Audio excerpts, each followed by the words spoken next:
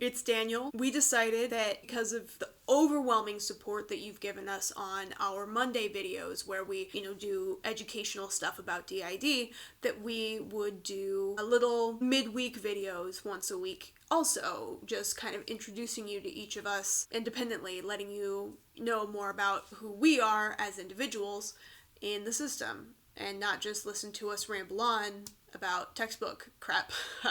I'm going first for a couple reasons. One, we kind of just decided to do this, and it's easiest for me to get up in my get up. I just throw on a shirt, and I don't have makeup.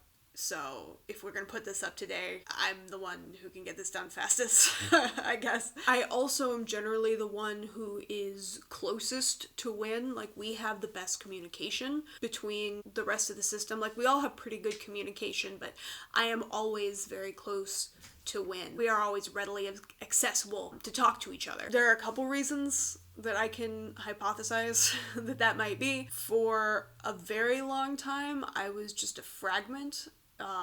In fact, most of my existence, I was just a fragment. Kit has already recorded a video where she talks about, different alter roles, and she talks about what a fragment is, even though she says figment instead of fragment. I don't know what she was thinking. Basically, I wasn't a fully fleshed out person like I am now. I existed as just a masculine presence, so that Win could feel like a masculine strength, which that sounds really, really sexist, but you gotta understand, when we're growing up, men were top dogs. That's just the way that we were raised. Only men are leaders, only men can do this, and only men can do that, and feeling masculine, feeling like a guy really helped her find strength in ways. So that was my role. Then in November 2009, I was born, as a full-fledged three-dimensional alter. I'm also the only one who knows my birthday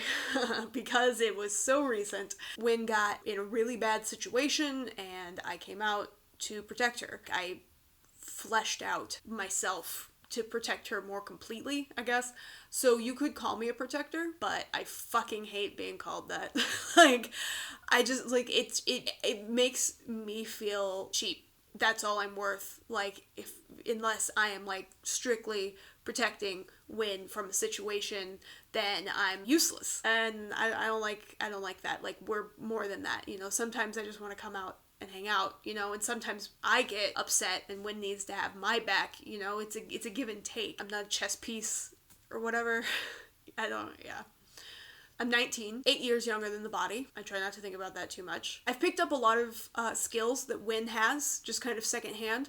So, I don't like wearing makeup, but I am really good at doing makeup. I've given friends makeovers before. Only one of them knew it was me.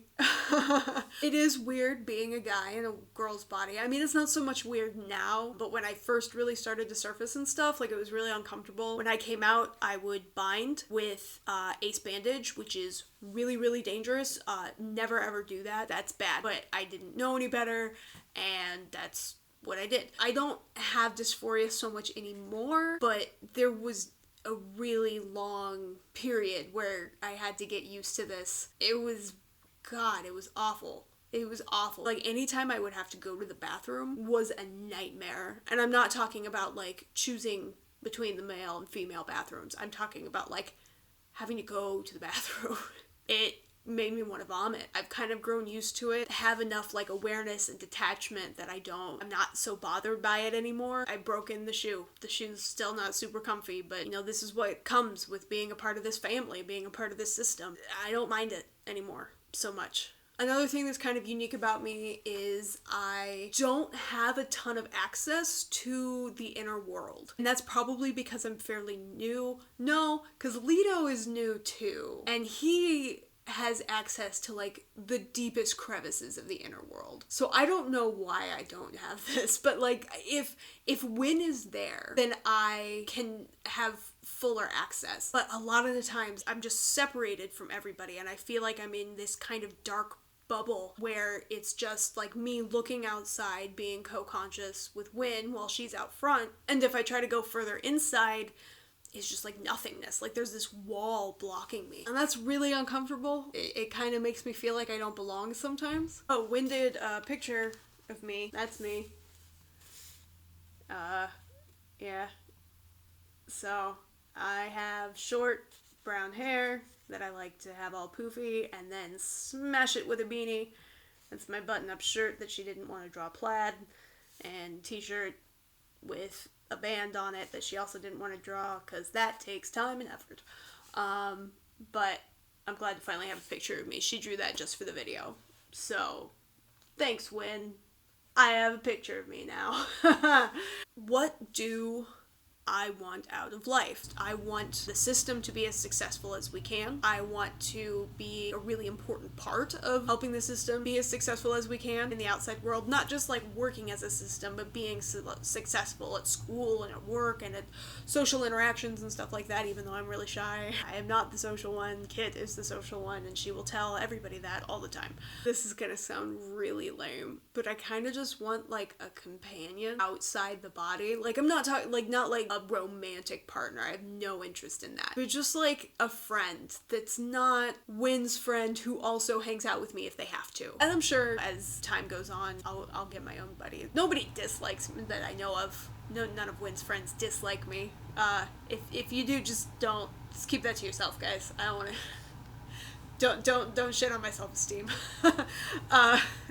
God. Yeah, so none of her friends dislike me, but, you know, I want to be, like, the main friend to someone. Like, I want someone to be like, hey, is Daniel free? You know, other than that, I'm great. Other than that, life's great. So, that's me, Daniel, the 19-year-old shy boy who wears a beanie, but only in Headspace. So, that's me. I hope I didn't bore you to death. Have a great day. Peace.